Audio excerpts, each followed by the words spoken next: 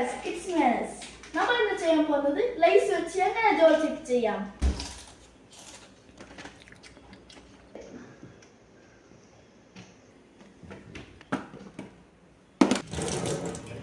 ചതക്കാൻ വേണ്ടി പച്ചമുളക് അല്പം ഇടുന്നുണ്ട്.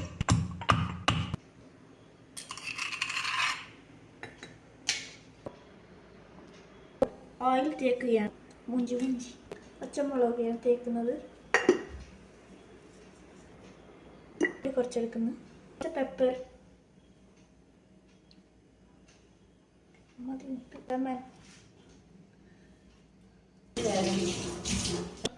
അപ്പം നമ്മൾ ജോളി ചിപ്പ് റെഡി ആയിട്ടുണ്ട്. ഒന്ന് ടേസ്റ്റ് ചെയ്ത് നോക്കിയേക്കാം.